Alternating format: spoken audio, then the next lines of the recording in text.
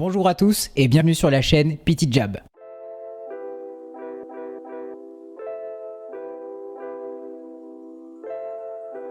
Petit Jab est un groupe de travail réunissant plusieurs professionnels de santé. Nous sommes majoritairement des kinésithérapeutes, mais nous avons la volonté d'être rejoints par d'autres professionnels de la santé en France. Aujourd'hui, nous avons deux objectifs principaux. D'une part, faciliter la transmission de la science vers les professionnels cliniciens. D'autre part, faciliter la compréhension de la médecine pour le grand public. Pour tout découvrir, n'hésitez pas à cliquer sur le lien qui s'affiche Et à suivre notre prochaine vidéo. N'oubliez pas de vous abonner à notre chaîne YouTube ainsi que sur nos différents réseaux sociaux. Et à bientôt sur Petit Jab.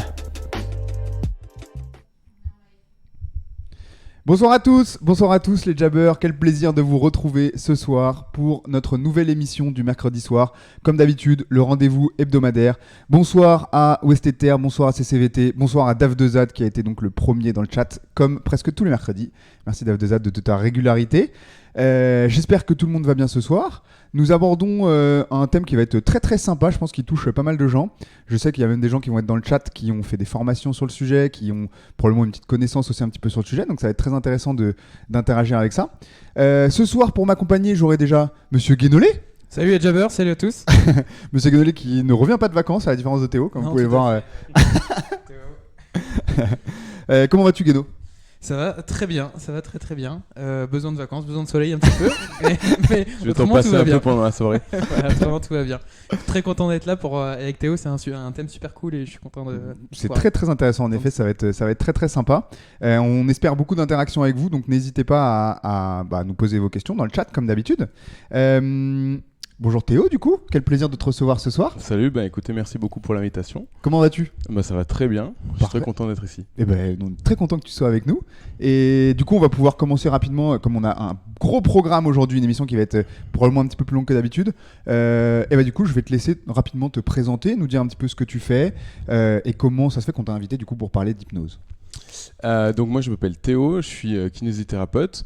J'ai majoritairement orienté ma pratique autour de la prise en charge de la douleur persistante. Et à côté de ça, j'ai aussi une activité de formateur.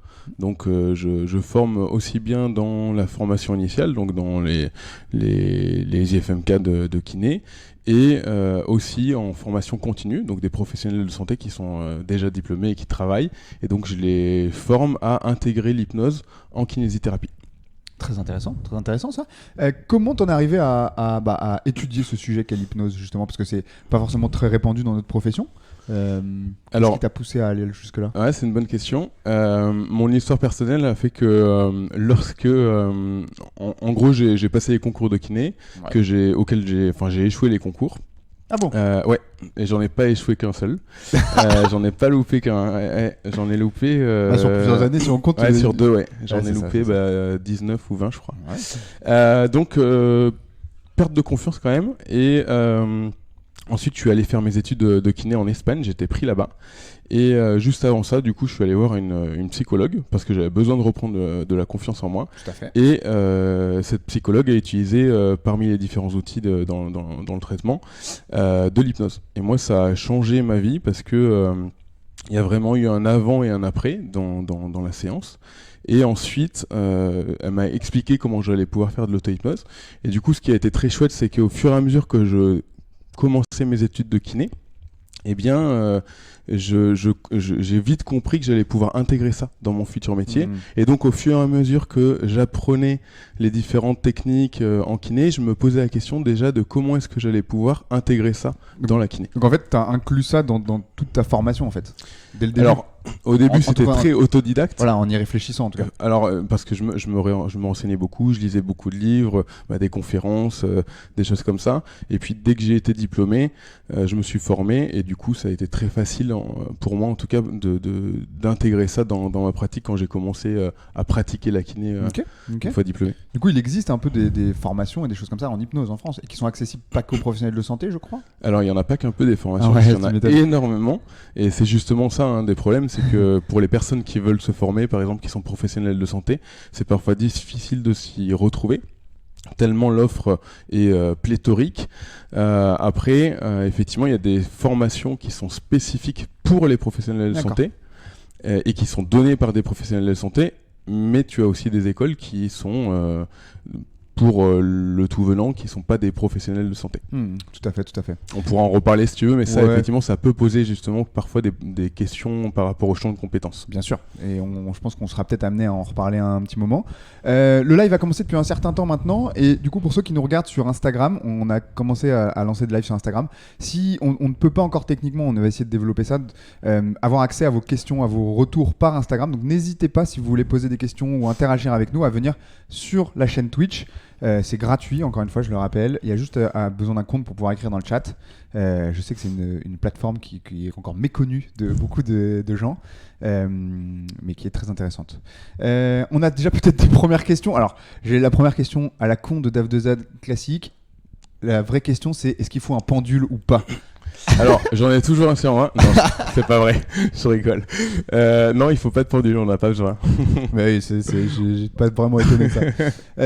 On abordera toutes ces questions. Il y a déjà une question sur la cigarette ou les phobies, des choses comme ça. Je pense qu'on en parlera un petit peu plus tard. Un peu plus en... ouais. On va commencer du coup. On va laisser donc la parole à l'expert. J'ai un petit jingle qui va arriver et tu vas pouvoir nous expliquer un petit peu rapidement. En fait, ce que c'est l'hypnose et quelles sont les définitions, sur quoi on s'appuie en fait nous pour aujourd'hui parler d'hypnose, tout simplement. Ok, super. Et du coup, il va y avoir. N'hésite pas à dire à Julie en régie de passer quand tu veux qu'elle passe les diapos, tout simplement. Ok. Là, ça va y être, je pense. C'est bon, tu peux y aller. Ok. La première diapo va apparaître dans un petit instant. Ouais. Impec. Voilà. Super. Ah, c'est pas la bonne. Est-ce que tu peux Ah. mettre la diapo de. Tu bouges avec les flèches De la définition. et tu vas dans définition, celle tout à gauche normalement. Juste avec tes flèches. Ok, c'est bon, on y est. Diapo de définition. Et après, tu fais les flèches à droite et ça ira sur fur et à mesure. C'est ok. Non, c'est ok. c'est... Ah ouais. Ouais, c'est bon, c'est bon. Ah cool. C'est juste que ça me- Ouais, donc du coup, pour vous parler d'hypnose, on va commencer par parler de la définition, c'est ce qui semble le plus logique. Mais vous allez voir que finalement, on va voir qu'il y a quelques controverses par rapport à cette définition-là. Donc, l'hypnose, en 2015, ça a été défini par l'American Psychological Association, dont Elkins là, qui a rédigé ce papier. Et ils décrivent que l'hypnose, c'est un état de conscience qui implique un focus attentionnel conscient, et une réduction de l'attention périphérique, qui est caractérisée par une augmentation de la réponse à la suggestion. Donc là-dedans, en fait, il y a trois notions importantes qu'il faut retenir. La première, c'est la notion de conscience. Et déjà, on se rend compte en fait que les personnes qui peuvent avoir peur d'être inconscientes quand on va faire de l'hypnose, elles peuvent déjà être rassurées parce qu'il faut que justement vous soyez conscient. Ouais, c'est quand on quelque fait de chose qu'on l'hypnose. entend souvent, c'est qu'on accède à l'inconscient, au subconscient. C'est un truc Exact. qu'on peut entendre parfois Ouais. autour de ça. Ça, on pourra en reparler un peu après. Tout à fait. Ensuite, deuxième notion qui est importante à avoir dans la définition, c'est la notion de focus attentionnel, parce que le but, quand on utilise l'hypnose, par exemple dans le cadre du soin, c'est d'orienter le focus attentionnel de la personne sur certaines choses, sur des sensations, sur des ressentis, sur des émotions, etc. Et la dernière, c'est la notion de suggestion. Et ça, c'est important aussi parce que ça signifie que quand on fait de l'hypnose, eh bien, on va suggérer. Suggérer, ça signifie que c'est pas un ordre. Ça signifie que c'est pas une contrainte. Ça signifie que la personne, elle va avoir le choix de mettre en place la suggestion ou non. Donc déjà, dans la définition, on se rend compte que quand même, on est assez loin des préjugés qu'on pourrait avoir sur l'hypnose, où on perd le contrôle, où on n'est pas libre de ce qu'on va faire, etc. Néanmoins, cette définition, elle pose énormément de problèmes. Camille, tu voulais peut-être juste dire un truc ? Non, rien de particulier. Tu prends pas possession de mon âme, quoi. Non, parce qu'il va falloir que effectivement tu acceptes de faire de mettre en place la suggestion. Donc je vais pas prendre possession de ton âme, C'est pas tout de gentil. suite en tout cas. Presque déçu, Guélo. J'étais prêt ce soir. Et du coup, cette définition, en fait, ce qui s'est passé, quand elle a été publiée, il y a eu énormément de réponses de lettres à l'éditeur. C'est-à-dire quoi ? C'est que vous savez, quand on publie dans un journal, aussi bien un journal scientifique que normal, eh bien, il y a toujours un droit de réponse qui peut être exercé. Et là, il y a plein d'auteurs qui ont dit, nous, on n'est pas du tout d'accord avec cette définition. Et il y a notamment un papier qui a été édité où eux, ils disaient, cette définition, c'est un véritable pas en arrière pour l'hypnose. Et ça, c'est à cause d'un seul mot. Qui est, à votre avis, lequel ? Moi, je sais. Vas-y. Est-ce que tu sais ? C'est l'État. État. Exactement. Tout à fait. Et là, tu vas pouvoir amener sur la deuxième diapo, Julie. Yes. Effectivement, donc cette définition, elle pose problème à cause du terme état, parce que effectivement, c'est une croyance populaire de penser que l'hypnose c'est un état. Effectivement, c'est une théorie, c'est-à-dire qu'il y a des gens qui pensent que l'hypnose ça s'explique par le biais de la théorie de l'état, et de dire que il y a différents indices quand vous êtes dans un état d'hypnose, où on peut dire, voilà, là t'es bien dans un état d'hypnose, ou là t'es pas dans un état d'hypnose. Ces indices, du coup, on les voit sur la diapo. Donc il y en a plusieurs. Le fait que si vous êtes dans un état d'hypnose, il va y avoir une augmentation du temps de latence. Parfois, il y a des phénomènes d'amnésie, d'analgésie. Ça nous intéresse beaucoup en soins, pour le coup. Carrément, c'est ce qu'on essaye d'avoir. Hein. Illusions corporelles, hallucinations, des modifications de la déglutition, plein de types de réactions émotionnelles, de mouvements, etc. Sauf que quand on regarde bien ces différents indices et quand on les confronte à ce qu'on regarde dans la littérature, on se rend compte qu'à l'heure actuelle, eh bien, il n'y a aucun de ces indices qui est spécifique à l'hypnose. Ça veut dire que spécifique, c'est-à-dire qu'on peut les retrouver ailleurs en fait. Et que, du exactement. Coup, on peut pas vérifier qu'on est bien sous cet état-là en fait. Exact. Ouais. C'est-à-dire que tu pourrais être... Oh, le biais. Ouais, un gros biais. Tu pourrais être dans un concert et tu pourrais très bien avoir des réactions émotionnelles, perdre la notion du temps, avoir des phénomènes d'analgésie où tu te sens hyper bien, etc. Genre boire en fait, c'est un peu comme... Sans prendre de substance. On peut même avoir des hallucinations corporelles ou visuelles sans avoir à prendre de substance.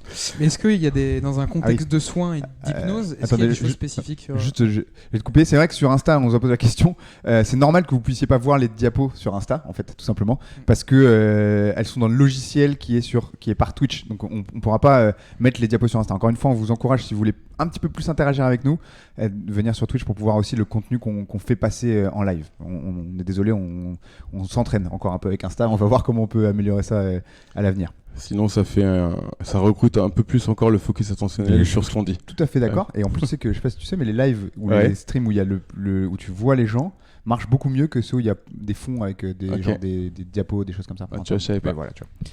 Cool. Donc, tous ces indices-là, en fait, on peut les retrouver ailleurs. Et donc, ça veut dire quoi ? C'est-à-dire que les phénomènes là que vous voyez sur la diapo, ou les phénomènes que j'ai cités il y a quelques instants, ils existent bien. Ces phénomènes hypnotiques, on sait qu'ils existent, on sait qu'on peut gérer la douleur, on sait qu'on peut avoir des réactions émotionnelles, on sait qu'on peut modifier des mouvements, etc. Par contre, pour l'instant, en fait, on n'a pas de définition, on n'a pas de théorie qui les explique suffisamment bien. C'est-à-dire quoi ? C'est-à-dire qu'en fait, il n'y a pas une théorie, il y en a plein. On peut passer peut-être la diapo d'après. En fait, là, dans l'hypnose, il y a plein de théories qui ont cherché à expliquer ces phénomènes hypnotiques. Il y en a énormément. Et une d'elles, donc, c'est la théorie de l'état, exact. Le changement d'état. Mais par exemple, il y en a une autre grande qui est on va dire, sa rivale depuis les années 50, qui est la théorie psychosociale. Et celle-là, en fait, c'est la grande oubliée, on n'en parle jamais. Parce que, voilà. En préparant l'émission, on tombe un peu sur des trucs comme ça. Mais dans le grand public, de toute manière, la théorie de l'état est omnipotente. Ouais, clairement. Donc, du coup, si on passe la diapo d'après, ces différentes théories, elles peuvent expliquer ces phénomènes, mais pour l'instant, il n'y en a pas une qui soit meilleure qu'une autre. C'est-à-dire qu'on a un panel de différentes théories qui cherchent à expliquer les phénomènes hypnotiques. Il y en a pour l'instant aucune qui est meilleure qu'une autre pour expliquer l'entièreté des phénomènes que l'on a. Et vas-y, je t'avais pas terminé. Non, vas-y. Et du coup, c'est l'hypnose en ce moment, c'est quelque chose qui est très étudié, recherché un peu. Il y a beaucoup de chercheurs et de scientifiques qui essaient de se pencher là-dessus. Alors, en ce moment, effectivement, il y a beaucoup de recherches parce que vous savez que de toute manière, la population en règle générale cherche à aller vers des options non médicamenteuses et des thérapies complémentaires. Je crois qu'il y a eu des stats qui sont sortis dernièrement qui font un petit peu peur en France. Exact. 40% des gens qui se tournent vers ce genre d'ailleurs vers des médecines qui sont pas conventionnelles. Exact, ou non médicamenteuses. Non médicamenteuses, c'est ça. Maintenant, la recherche en hypnose, elle existe depuis longtemps. Je te dis, depuis les années 50, déjà, il y avait énormément de production de littérature et ça continue à l'heure actuelle encore. Je crois que même Guéno, pour vous spoiler un peu, il a un petit fun fact sur l'hypnose là. Ouais, ça va arriver. Moi j'avais une question. Tu parlais tout à l'heure des indices. C'est-à-dire que même si on fait des mesures dans le cerveau ni quoi que ce soit, il n'y a rien qui est spécifique à l'hypnose ?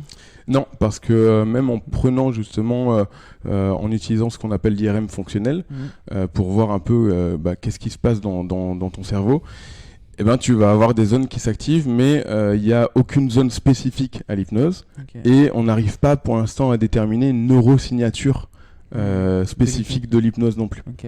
Donc même dans un contexte de... Est-ce qu'on retrouve des choses parallèles dans un contexte d'hypnose, par exemple, chez des gens qui réagissent pareil? Par exemple, ce qu'on retrouve, c'est que tu as toujours une zone du cerveau qui s'active quand on fait de l'hypnose, c'est le cortex singulaire antérieur, qui par exemple est aussi en lien avec la production de douleur. Mais maintenant, ça change pas grand chose, si tu veux, parce que si on va ensemble après boire des bières, ben, peut-être que ça va s'activer aussi, si on va faire du sport, etc.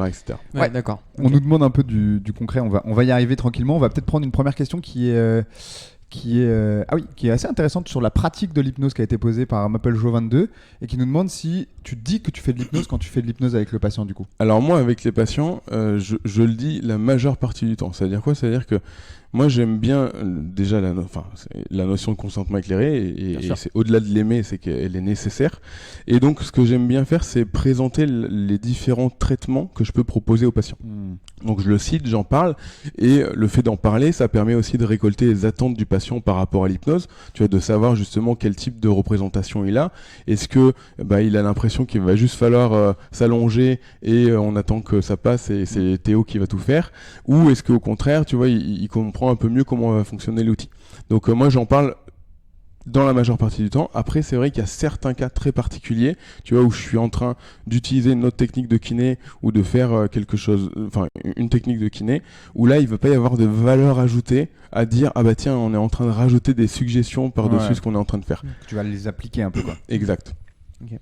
Et du coup, ça rejoint peut-être une question qui avait un peu de Dave Dezad aussi, qui disait mais du coup, est-ce que ça ne devient pas de la manipulation si tu fais comme ça, justement ?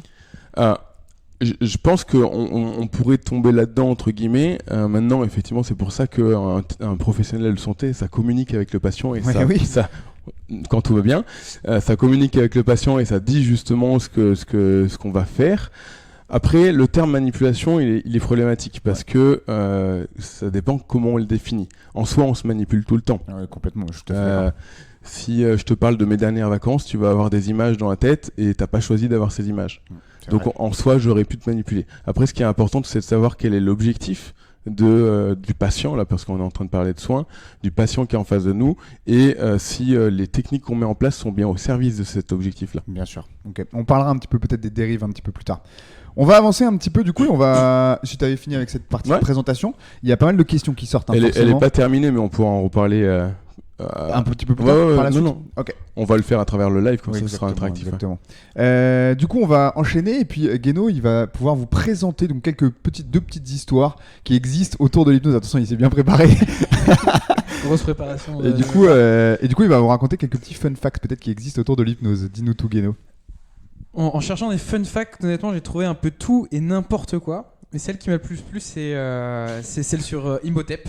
Donc on voit à l'écran la Imhotep sur la droite, donc, qui est un des plus anciens médecins connus du monde en tout cas. Et il y a certains écrits en tout cas qui laisseraient suggérer que Imhotep avait parfois des pratiques qui pourraient se rapprocher de l'hypnose. Donc en fait il amenait certains de ses patients qui auraient des mal-être physiques ou psychologiques dans des temples du sommeil. Et il utiliserait d'une certaine façon des suggestions pour permettre aux dieux de venir les sauver pendant leur sommeil. Donc c'est des écrits qui effectivement sont assez lointains. Je pense que l'hypnose a heureusement évolué depuis, enfin j'espère, et se base pas sur les mêmes concepts, sur la même construction. Mais voilà, la suggestion faisait déjà partie d'une médecine lointaine et pouvait ou ne pouvait pas provoquer des effets. Bon, c'était une fun fact assez intéressante. Et la deuxième chose que j'ai retrouvée, c'est que beaucoup de grands sportifs, donc il y en avait beaucoup, il y avait Schumacher, il y avait les Sir Williams, il y avait Schumacher, les Sir Williams, il y avait Viorel Moldovan, André-Pierre Ginac qui utilisait l'hypnose en termes de préparation mentale. Donc c'est peut-être intéressant d'en parler en quoi l'hypnose permettre à des sportifs de se préparer mentalement à une pratique, ou même pas des sportifs, ça peut être simplement des professionnels ou autre chose comme ça, à mieux performer dans leur discipline. Est-ce que tu as une petite réponse par rapport à ça ? Est-ce que tu considères que c'est quelque chose qui peut être utilisé aussi, donc non pas dans un côté médical, mais plutôt dans un côté performance ? Oui, bien sûr. C'est un outil. Alors, en fait, dans l'hypnose, il y a énormément de techniques différentes. Mais tu as aussi justement des techniques où tu peux te projeter dans le futur, te visualiser dans le futur. Et donc du coup, ça pourrait aussi bien être sur du travail de confiance en soi pour un sportif, ou ça pourrait même être sur la visualisation au présent d'un geste pour améliorer la qualité d'un geste, ou pour améliorer les sensations dans le geste. Tu vois, je pense à un tennisman qui se répéterait comment est-ce qu'il doit aller sur la balle, faire le mouvement, etc. Bien sûr. Ok, c'est très intéressant. En fait, il y a de multiples utilisations. Après, souvent, il y a un peu de flou parce que parfois on parle d'hypnose, parfois on parle de visualisation, parfois on parle de prépa mentale. Globalement, les outils restent les mêmes parce que on manipule des suggestions. On utilise de toute manière la base, l'ingrédient de base, c'est les suggestions. Mais oui, ça peut s'utiliser bien sûr. Ouais. Donc l'autosuggestion, c'est un peu de l'auto-hypnose en fait, et ça, mais l'imagerie motrice fait partie un peu de. Alors, l'imagerie motrice, c'est pas de l'hypnose en tant que telle, parce que c'est deux courants qui sont très différents. En fait, ce qu'on se rend compte, c'est que dans la littérature, c'est deux champs qui sont très cloisonnés, et en fait, généralement, les chercheurs, ils échangent pas trop entre eux. Mais quand on regarde, il y a énormément de similitudes. De toute manière, il n'y a pas 20 000 manières de focaliser son attention. Oui. Donc finalement, les techniques, elles peuvent être assez similaires. Souvent, ce qui diffère, c'est plutôt la théorie de base, tu vois, et la culture qu'il y a derrière aussi les outils. Tout à fait. Juste l'imagerie motrice, pour vous donner un peu l'information pour ceux qui ne sont pas forcément dans le monde de la santé, c'est juste le fait de visualiser des mouvements sans forcément les réaliser. Exact. Qui peut servir en effet quand il y a beaucoup de douleurs, dans plein de cas différents. Ou même améliorer un geste sportif, ça se fait. Ok, du coup, il y a plein de questions qui sortent beaucoup sur les utilisations précises de l'hypnose. On y reviendra un peu, on a un petit peu plus tard, vous inquiétez pas, on lit tout ça, on note un peu et on aura bien évidemment tout ça, c'est comme les mentalistes, voilà, ça c'est ce genre de questions. Du coup, nous avons des petits mythes pour vous, et du coup on va pouvoir faire une petite transition sur les mythes autour de l'hypnose. Et on a un premier mythe qui va être un mythe, je pense, assez intéressant, n'est-ce pas? Le mythe c'est est-ce que la Théo, ici présent maintenant, pourrait me faire moi, là, le cochon ou la poule, enfin un animal, ou me faire des choses dont j'ai pas forcément envie. Donc on va vous laisser un peu répondre dans le chat déjà. Est-ce que vous pensez que c'est possible à votre avis ou pas? Et en attendant, si la majorité dit oui, on va te le faire faire. Ok. Hâte de voir ça. On va voir ce qui se dit un peu dans le chat. Ça sort déjà des oui là. Du coup, on ne sait pas s'ils veulent te voir faire le cochon ou s'ils pensent que c'est possible avec de l'hypnose. Je sais pas. J'espère que ça va pas avoir trop de gens qui vont vouloir me voir faire le cochon. Et du coup, ce que vous disiez juste avant, pour rebondir un peu en attendant quelques réponses, c'est vraiment très intéressant. Finalement, l'hypnose peut, si elle est bien utilisée, en fait, remplir beaucoup de cases et s'inscrire dans beaucoup de pratiques. Mais tu disais aussi que c'était peut-être un problème aussi entre l'hypnose qui est transversale sur plein de champs de compétences, et qu'il fallait arriver à bien se placer vis-à-vis de ça. En fait, je disais ça parce que non, mais t'as raison. Moi, je dis souvent, l'hypnose, c'est un outil qui est polymorphe parce qu'il peut prendre plein de formes différentes.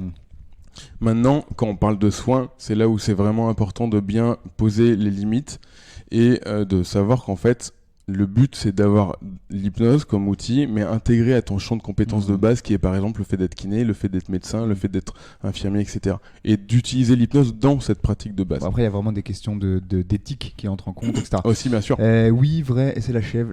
Alors, juste pour te donner le truc, c'est que tout le monde, enfin les gens qui regardent savent beaucoup que mon animal préféré, c'est la chèvre. Okay. Et que je suis fan de chèvre parce que je trouve que c'est un animal extraordinaire. Et c'est pour ça que les gens demandent qu'on fasse la chèvre. Il va sauter partout dans le studio là. Qui a même pas besoin de m'hypnotiser pour ça. Exact, c'est ça la réponse. C'est ça. Non, en vérité, on peut répondre au mythe déjà. Ouais, carrément, vas-y. Dis-moi un peu la réalité des choses. La réponse en fait c'est non. Si on sous-entend que ce soit contre ton gré. Ouais. C'est-à-dire que l'hypnose, comme on a vu tout à l'heure, t'es conscient, c'est des suggestions. C'est-à-dire que si je te mets dans le bon contexte, qui serait là, on n'est pas du tout dans du soin, mais dans du spectacle, et où t'as envie de faire ça, t'es ok avec ces suggestions-là, eh bien, tu pourrais le faire. Mais c'est pas moi, en fait, qui ai un pouvoir sur toi. C'est juste que moi, je te suggère de faire ça et tu acceptes cette suggestion-là. Après, souvent, vu qu'on parle un peu là d'hypnose de Ouais, spectacle, plutôt du spectacle. dans c'est un le peu l'idée. spectacle, il y a vachement d'autres facteurs qui rentrent en ligne de compte. Tu vois, t'as une énorme pression scénique, t'as la scène, t'as tous les gens qui te regardent. Donc forcément, ça va aussi t'encourager un peu plus à aller vers ce type de comportement-là. Mais du coup, ça rentre un peu dans le. Là, il y a eu une question qui a été posée sur un peu le mentalisme. Il y a des choses qui se rapprochent entre l'hypnospectacle un peu et le mentalisme. Finalement, ça revient un peu à la même chose. Oui, il pourrait y avoir certaines techniques d'hypnose qui ont été reprises dans le mentalisme. Après, il y a pas que ça, mais Ouais. ça pourrait. Ouais, ça pourrait. Ok. Et du coup, alors, quand tu parles justement de suggestions, il y a des gens qui ont demandé un peu de rentrer dans le concret. Qu'est-ce que globalement tu vas essayer de faire du coup? En pratique clinique, Ouais, tu veux en dire, pratique, avec des patients. comment tu mets en place en fait, de l'hypnose? Qu'est-ce que c'est concrètement de l'hypnose sur ce que En fait, il y a plein de types de techniques qui sont différentes et qui vont s'adapter en fonction des besoins du patient. Tu vois, tout à l'heure dans le chat, on voyait qu'il y avait une question sur est-ce qu'on pouvait utiliser l'hypnose pour un patient qui aurait une kinésiophobie. Une kinésiophobie, on va dire, qui a peur de faire un mouvement en particulier. Et ça se fait justement, c'est une des utilisations de l'hypnose. Ça serait de jouer là-dessus, soit en cherchant à modifier le focus attentionnel de la personne. Tu vois, on se rend compte que c'est une personne qui a peur de bouger, souvent elle est très très focus sur cet endroit de son corps, donc tu vas aller chercher des techniques d'hypnose avec des suggestions où tu vas amener le focus ailleurs. Ça pourrait être une possibilité.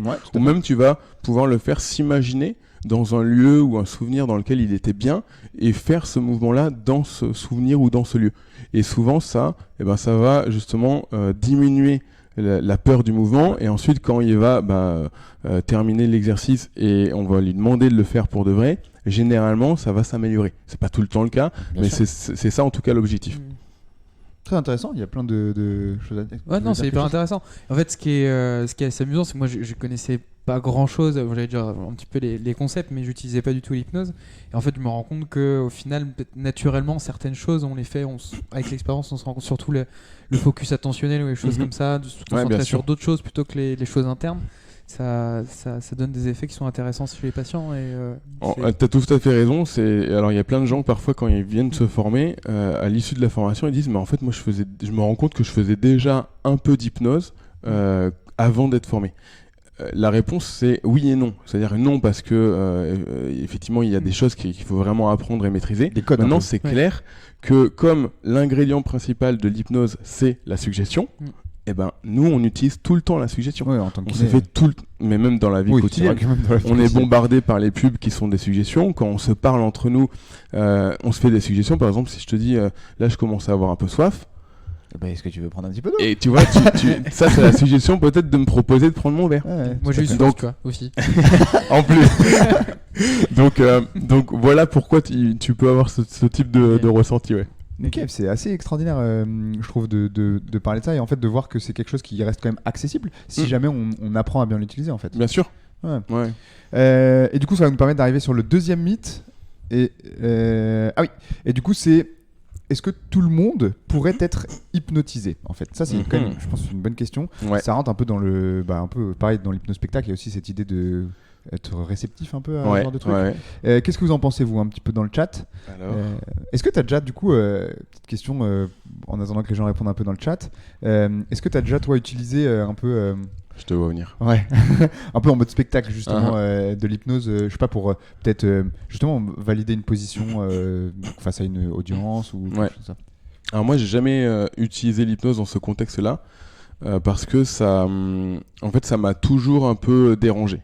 Parce que je trouve justement que dans les spectacles d'hypnose, le contexte fait que l'hypnotiseur de spectacle emploie toute son énergie à montrer que c'est lui qui a le pouvoir, que c'est lui qui va prendre le contrôle sur toi, qui te fait faire justement la chèvre, le cochon ou je sais pas quoi. Et ça, c'est un peu dérangeant parce que l'objectif c'est de faire rire, mais au détriment de la personne qui est entre guillemets hypnotisée. Tout à fait. Donc tu vois, dans la relation que ça induit et dans les préjugés aussi. Tu vois, il y a beaucoup de préjugés sur l'hypnose, je pense, qui viennent en partie de l'hypnose de spectacle. Oui, c'est aussi pour sûr. ça qu'après les gens ils viennent en séance en disant j'ai peur j'aimerais bien faire de l'hypnose mais j'ai peur parce que j'ai vu que les gens ils font la poule et puis après ils s'en souviennent pas. Ouais, puis c'est médiatisé, quoi. Il y a des séries, Bien sûr. Il y a plein de Ouais. choses qui existent autour de ça, quoi. Ouais. Clairement. Et du coup, alors, est-ce que tu pourrais nous dire un peu si tout le monde peut être hypnotisé ou pas? Alors la réponse c'est oui. Tout le monde peut être hypnotisé tout simplement parce que tout le monde peut faire de l'hypnose parce qu'on est tous suggestibles. Oui. Après, ce qui est évident, c'est qu'il y a des gens qui vont être meilleurs que d'autres pour mettre en place les suggestions. Ouais. Ok. Néanmoins, même la personne qui serait la moins forte, si elle s'entraîne, elle va devenir très, très hypnotisable. Le terme que nous on utilise c'est l'hypnotisabilité. Ouais. Tu as des gens qui vont coter très très haut sur une échelle d'hypnotisabilité. Donc c'est-à-dire qu'ils vont pouvoir hypnotiser bien ou alors Non, ils vont non. être très hypnotisables. Et c'est ça hypnotisable, Ok, ok. exact. S'ils s'entraînent en fait à se laisser aller en fait, c'est ça? Alors, c'est pas se laisser aller, suggérer. c'est pas un laisser aller, mais c'est mettre en place une suggestion. Bah, par exemple, imagine, t'es un patient, t'as mal au dos, on fait ensemble de l'hypnose, je te suggère qu'à la place de cette douleur, tu ressens de la chaleur et du confort. Ouais. Ok. Il y a des gens, tu vas faire cette suggestion-là, au bout de quelques secondes, déjà, ils vont sentir la chaleur dans le dos et du confort. Il y en a d'autres, ils vont peut-être mettre 10 minutes. Et ben, ça veut dire que même les gens qui vont mettre 10 minutes, si jamais ils s'entraînent, ils vont réussir à augmenter leur hypnotisabilité et Ok. dans le futur arriver à mettre en place plus facilement les suggestions. Ok. Ce qui en soi est complètement logique parce que c'est comme n'importe quel apprentissage, Ouais, tout à n'importe fait. quelle compétence, quoi. Tu progresses en fait. Ouais. Et du coup, est-ce que tu progresses aussi en tant que hypnotiseur? J'imagine que ça passe beaucoup par une progression plutôt sur de la communication, j'imagine. Alors ce terme-là, hypnotiseur, moi je l'aime pas trop Ok. et on va le garder pour le spectacle. Ouais. Mais du coup, pour un praticien qui est dans le soin et qui utilise l'hypnose, bien sûr qu'il y a un apprentissage aussi. C'est pour ça qu'il y a des formations, c'est pour ça qu'il faut se former et qu'avec avec de la pratique, justement, tu deviens meilleur aussi pour savoir quel est le type de patient que tu as en face de toi, de quoi il a besoin, quel est son objectif, quelle technique est-ce que tu vas utiliser avec lui. Ok, très intéressant encore une fois. Je ne sais pas s'il y en a qui nous ont rejoints sur Instagram en cours de route. Si vous voulez voir les diapos qui s'affichent, il n'y en a pas énormément, mais si vous voulez les voir, ou si jamais vous voulez interagir avec nous, n'oubliez pas que vous pouvez venir sur Twitch et poser vos questions directement. C'est gratuit, il suffit de faire un compte pour pouvoir poser des questions tout simplement. On va enchaîner avec le prochain mythe, et qui est un mythe qui est du coup assez intéressant pour nous en tant que praticien Je de te santé. coupe parce que je vois qu'il y a Une une question dans le chat Vas-y. qui est en lien pour finir sur ce qu'on vient de Bah, dire. vas-y, donc tu as bien raison. Donc on disait la suggestibilité, on est tous hypnotisables, Ouais. On peut s'entraîner et il y a une question qui dans le chat qui est est-ce qu'on donne des exos d'auto-hypnose aux patients? Ah oui. Et pour le coup oui, moi systématiquement je donne à faire des exercices d'auto-hypnose aux patients. Je pense que d'ailleurs c'est même nécessaire de le faire. Pour la première raison, pour qu'ils s'entraînent, pour qu'ils deviennent meilleurs, et Bien en sûr. plus pour qu'ils continuent d'avoir les effets chez eux et qu'ils sachent produire tout seul ce type de phénomène. Bien sûr. Et là, tu vois qu'on est carrément éloigné justement de la représentation de l'hypnose de spectacle où on va prendre le contrôle sur toi. Au contraire, là, c'est un partenariat à deux.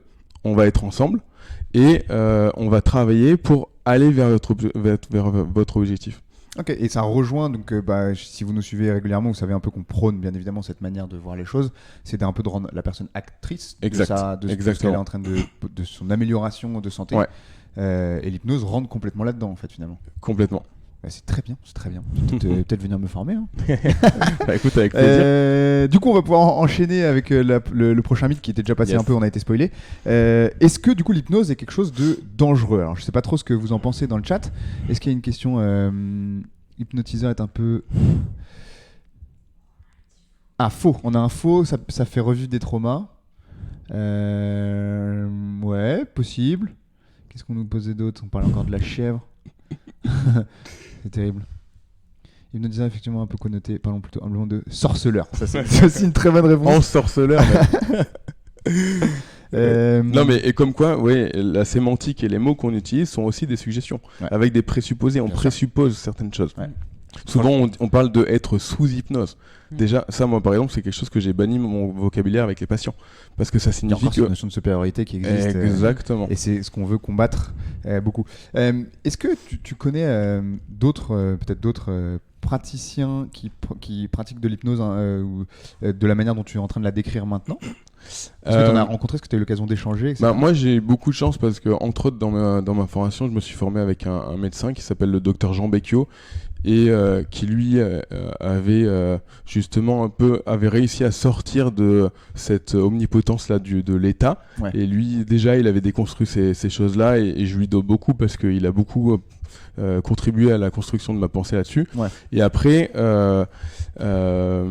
c'est vrai que malheureusement, en France, quand on regarde les formations qui se font, même dans la littérature, hein, la majeure partie des formateurs ou même des chercheurs sont dans la théorie étatique. De l'État, ouais. Ok.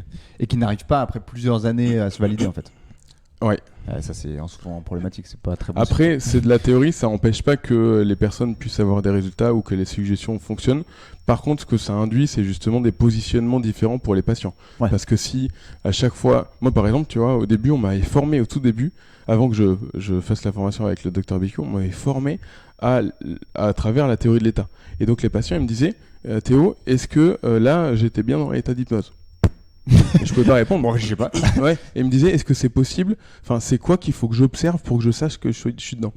Donc en fait, c'est une impasse. C'est quelque chose qui est sans fin et on peut pas répondre à ce type de questions-là. Intéressant ça aussi. Et ouais, c'est marrant qu'il y ait autant de gens qui restent dans cette impasse du coup. Tu vois. Après, je pense que ça, c'est aussi lié justement au manque peut-être de lecture justement sur la littérature scientifique sur le sujet. Tout à fait. Du coup, on va répondre au mythe, parce que là, on a bien digressé, qui disait que c'était dangereux. Et du coup, on nous parlait de possibles effets nocebo, de fait que ça pouvait ressortir sur des traumatismes ou des choses comme ça. Qu'est-ce que tu en penses du coup de tout ça ? Est-ce que c'est quelque chose de dangereux ? Oui et non. C'est-à-dire qu'il y a une contre-indication majeure à l'utilisation de l'hypnose dans le soin, c'est la psychose aiguë. C'est-à-dire qu'un patient qui a une psychose aiguë, pas lui faire d'hypnose. Déjà, il faut avoir les capacités de reconnaître un patient qui a des psychoses aiguës. Alors ça, pour un soignant, normalement, une situation clinique, si je te la décris, c'est un patient qui tout à coup se prend pour une valise. Okay. Une chèvre. Ou une chèvre. Généralement, tu vas le remarquer qu'il y a un truc qui va pas bien et ça sera pas ta première idée de dire tiens, on va faire des suggestions avec de l'hypnose. Okay. Donc effectivement ça, voilà. Et après, ça c'est la seule contre-indication qui existe dans la littérature. D'ailleurs, les scientifiques expliquent que il y a très peu d'effets indésirables quand c'est bien utilisé l'hypnose. Bien sûr. Et moi, souvent dans les formations que je donne, je rajoute une autre contre-indication qui est le fait de rester dans son champ de compétences. Encore une fois, c'est-à-dire que un kiné, c'est un outil qui l'intègre à l'intérieur de son champ de compétences et c'est pas fait pour aller prendre en charge une phobie, une dépression ou de la dicto ou je sais pas quoi. Tout à fait. Okay. Parce que là, tu pourrais devenir dangereux pour le patient parce qu'en fait, tu maîtrises pas ce qui se passe. Et puis après, il y a tout le champ justement de la un peu entre guillemets de la manipulation du spectacle aussi qui peut être un peu dangereux si bien sûr. Elle est parce que j'imagine que ça doit être utilisé, mais comme plein d'autres professions où tu viens peut-être chercher à avoir de l'argent des gens en utilisant ça. Alors ouais, après si c'était aussi facile, je t'aurais fait braquer une banque et tu m'aurais fait un virement. Mais j'ai rien vu sur mon compte pour l'instant. Et heureusement que c'est pas aussi facile que ça. Par contre, tu vois ce que tu soulèves, il y a des gens qui vont dans des spectacles d'hypnose et qui finissent ensuite en thérapie. Parce que ce qu'ils ont fait pendant le spectacle, ils s'y reconnaissent pas. Je vois ce que tu veux dire. Ils ont, il y avait, comme je te disais, il y avait pas que l'hypnose, et il y avait aussi cette pression scénique, etc. Ouais. Et ils ont transgressé leurs valeurs. Ouais. Donc du coup, ils se retrouvent à plus comprendre qui ils sont, pourquoi ils ont fait ces actes devant autant de personnes. Donc il peut y aussi avoir ces effets-là. C'est ouf. C'est tellement ouf. Ok, donc ça montre quand même quelques petits effets. En tout cas, il faut faire attention sur qui on l'utilise. Si c'est bien utilisé, ça semble être quand même accessible à beaucoup de patients en fait. Ouais, un professionnel de santé qui est bien formé. Sérieux. Sérieux. Ok. Un jour sur la littérature. C'est bien. Déjà, c'est quand même. Tu viens de décrire peu de gens en fait. Finalement. Ouais, ça fait peut-être beaucoup. Ça fait un peu peur globalement. Ok. Du coup, notre dernier mythe qu'on va essayer d'aborder, c'est est-ce que je peux opérer quelqu'un sous hypnose ? Et du coup, je pense qu'on en a beaucoup entendu parler. Moi, c'est souvent ce qu'on entend. C'est des infirmières qui vont se former pour piquer avec l'hypnose. Et puis, on entend parler un peu de ces chirurgies. Voilà. Est-ce que tu peux peut-être nous en dire un petit mot ? On va avancer un peu. On va pas forcément avoir le temps là de laisser répondre. Mais du coup, on va. Oui, bien sûr. les opérations avec de l'hypnose, c'est assez répandu. Ça fait longtemps, hein, depuis très longtemps. Depuis tu vois, Imhotep. Bah depuis Imhotep, Imhotep ouais, au au moins. PNS, Non mais et puis pour le coup, je pense que c'est véridique, hein. Parce que tu vois, je pense à un chirurgien écossais qui s'appelle James Braid au 19e. Ils n'avaient pas encore découvert les anesthésiants et donc du coup ils utilisaient. C'est lui justement qui a d'ailleurs donné le terme hypnotisme au début et lui il l'utilisait pour amputer des gens, etc. Ah, c'est sans endormir, c'est exactement ça. C'est ce qu'on disait, c'est Ouais. je n'endors pas, je fais pas de piqûre ou quoi que ce soit d'anesthésiant et je fais sous hypnose. Ouais. Donc ça c'était à cette époque-là. À l'heure actuelle, Ouais. en France, comme on est assez à cheval sur l'éthique et la douleur, ce qui se passe, c'est que quand tu fais une opération où il y a de l'hypnose, il y a toujours une anesthésie loco-régionale de l'endroit où on t'opère, et l'hypnose est là pour éviter l'anesthésie générale. Ouais. Néanmoins, elle est toujours là, prête à partir s'il y a un besoin. Et donc du coup, pendant la durée de l'intervention, il y a une personne qui va te guider avec des suggestions pour amener ton focus attentionnel ailleurs, ressentir d'autres types de sensations pendant que tu te fais opérer. Ok, c'est génial. En vrai, Ouais. donc, il y a encore une fois plein de choses que tu peux mettre en place Ouais.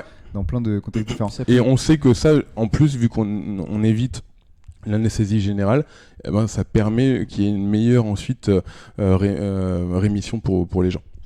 Souvent, des freins, ouais, quand on fait des opérations sous anesthésie loco-régionale, c'est le côté un peu anxiogène de la salle d'opération. Et je pense qu'effectivement, l'hypnose, ça peut Ouais, aider bien pour sûr. gérer ça pour les patients. Ouais, complètement. Tu l'as fait toi déjà? Sur moi? Non, enfin, t'as été déjà Patient sorceleur en pleine La réponse est opération. non, parce que c'est pas mon champ de compétences. Ok, d'accord. Par contre, tu vois, je me suis entaillé le doigt il y a un an, je me suis sectionné le tendon de l'index. Ok. Je me suis retrouvé aux urgences. Je peux te dire que quand on m'a observé le doigt, on me l'a bien écarté pour garder la plaie, et j'ai fait de l'hypnose. Parce que là, c'était chaud. Ok. Et ça a plutôt bien fonctionné. Bah, pour le coup, moi, vraiment, ça a été une ressource et ça m'a aidé justement à passer le moment. Ouais. Ok. Et tu t'en sers régulièrement de l'auto-hypnose toi ou pas trop? Alors, j'ai des périodes. Après, voilà, souvent, l'auto-hypnose, c'est un outil qu'on utilise, qu'on a un besoin et qu'on a un objectif. Ouais. Mais ça m'arrive dans différents moments de ma vie. Ouais. Par exemple, quand je veux préparer... alors, je l'ai pas fait ce soir, mais tu vois, imagine, j'aurais un truc vraiment important où je sens un peu de stress. Ouais. Je peux très bien me faire un exercice où je me visualise un peu... Ouais, ça se fait. Moi, ça m'avait été proposé. C'est ce qu'on fait pour préparer spontanément, mes en plus. concours. Tu sais, j'avais vu un coach pareil parce que j'avais raté beaucoup de concours avant d'arriver à faire kiné. Ouais. Et il m'avait parlé un peu de cette, de juste de la visualisation, de répéter toujours la même routine, truc. En vrai, je sais pas si ça a aidé, mais en tout cas, j'ai réussi les concours de kiné après avoir raté. C'est ça, c'est grâce à l'hypnose. Ouais, c'était ça. Hein. Après avoir raté beaucoup de concours de médecine. Non, c'est grâce à tes compétences. Je suis vraiment pas très sûr. Et du coup, il y a des questions qui sont un peu en suspens, mais qui sont intéressantes. Là, l'hypnose, par exemple, pour arrêter de fumer ou pour les phobies, pour les choses comme ça. Qu'est-ce qu'on en pense de ça? Est-ce qu'il y a un peu des critères ou en tout cas de l'épidémiologie qui montrent que ça a marché vraiment sur certaines personnes? Et c'est très à la mode. Enfin, c'est très à la mode. Je sais pas si c'est très à la mode, mais on entend beaucoup parler d'hypnose ericksonienne, de choses comme ça. Est-ce que c'est des trucs qui rentrent en compte là-dedans? Donc là, il y a beaucoup de questions là. Oui. C'est vrai. Sur le tabac, effectivement, c'est beaucoup utilisé.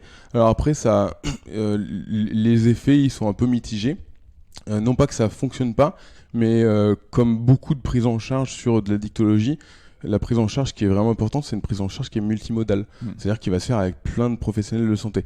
Aller arrêter de fumer juste avec de l'hypnose, c'est peut-être un peu... c'est peut-être pas suffisant. Il y a des gens qui vont y arriver. Hein. Il faudrait jouer sur plusieurs cordes à son arc. Exact. Il faut se faire entourer par une équipe de différents professionnels de santé. Après, il y a des gens qui arrivent, et ça dépend aussi de facteurs externes. Par exemple, tu vois, la motivation. C'est-à-dire que si là, le patient, il arrive et il dit... Allez-y, hypnotisez-moi, je veux plus arrêter de fumer. Je veux arrêter de fumer. Ok, et qu'il attend juste que ça se passe et qu'il a aucune motivation interne d'arrêter, clairement il va rien se passer. Okay, il va sortir et il va en fumer une. Avoir de la motivation, c'est CVT pour arrêter de fumer, n'est-ce pas? Ouais. Guéno, pareil. Ouais, je suis d'accord. Beaucoup de motivation. Peut-être des patchs.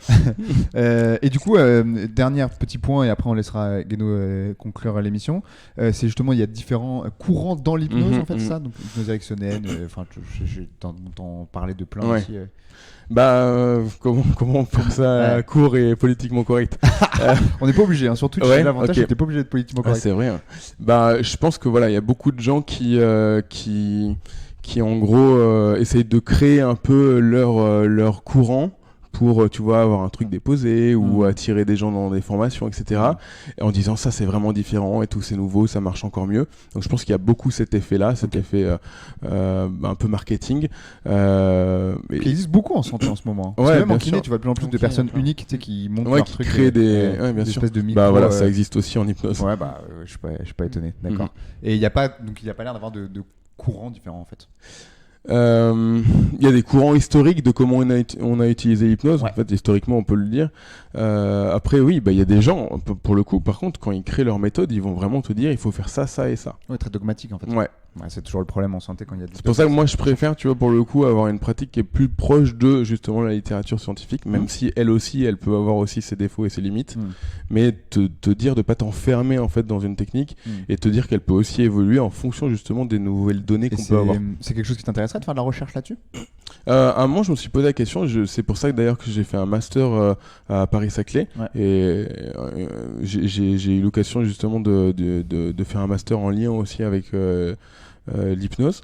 Et puis finalement j'ai pas voulu pousser en thèse parce que pour différentes raisons, mais en gros faut vraiment trouver la bonne personne, enfin le bon directeur, les financements, etc. Mais ça pourrait me plaire. C'est compliqué, c'est compliqué. Un jour peut-être. Ouais, un jour peut-être. Carrément. Si les conditions sont réunies, tout à fait.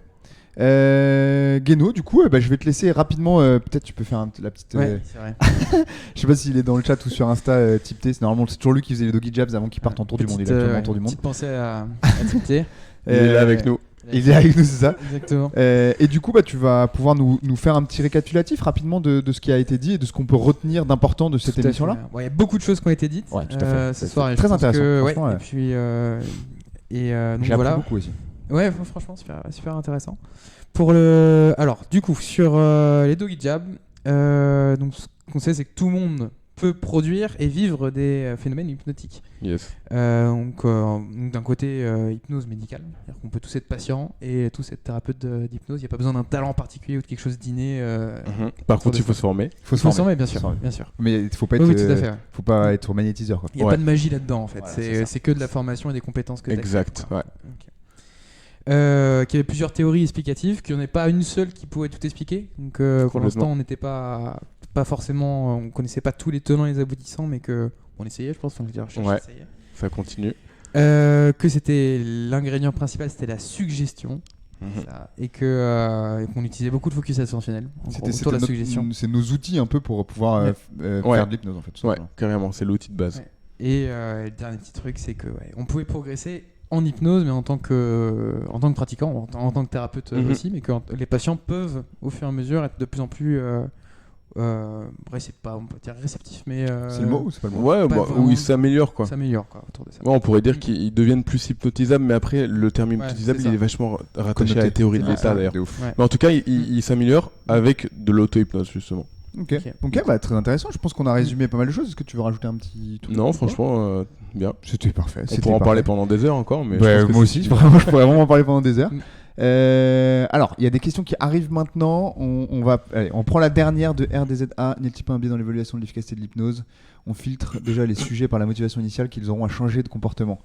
Alors ça, c'est des théories qui sont déjà assez bien décrites en psychologie sur l'engagement dans la volonté de changer de soin. Vas-y, je te laisse répondre du coup. Bah non, vas-y. Non, mais c'est juste que du coup, c'est peu importe le traitement que tu vas vouloir mettre en place, il y a des gens qui ont juste décidé qu'ils n'étaient pas prêts à changer encore de comportement. Ouais. Et nous, en tant que professionnels de santé et en tant que kiné, c'est un de nos gros travails, probablement une des grosses évolutions actuelles dans notre profession, c'est qu'on veut amener les gens à faire changer de comportement et on essaie d'utiliser le maximum d'outils possibles pour ça, et pourquoi pas l'hypnose. Exact. Du coup, voilà, je sais pas si j'ai bien répondu à ça. Bah, top. Voilà. Magnifique conclusion. Très bien. Et bah, c'est donc une très belle conclusion. Je sais pas si on a loupé quelques questions. Ce que je fais, comme d'habitude, c'est que je vais reprendre demain, moi, l'émission. Elle sera publiée, bien évidemment, sur YouTube. Je reprendrai le chat. S'il y a des émissions qui ont été loupées, des questions qui ont été loupées, je les poserai peut-être à Théo et on essaiera de peut-être répondre sur les réseaux sociaux, voir un peu comment on peut faire ça. Carrément. Donc n'hésitez pas à partager cette émission, donc ce replay qui sera disponible demain sur YouTube, pareil à vos patients ou aux gens qui ont peut-être fait de l'hypnose pas forcément de cette manière-là dont on en a parlé aujourd'hui et qui veulent découvrir un peu plus, qui en ont peur. Voilà, il y a plein de choses très intéressantes qui ont été dites aujourd'hui. Et puis voilà, c'était très très cool. Merci beaucoup déjà Guéno d'avoir été présent avec nous. Merci à toute l'équipe. Merci à Théo surtout.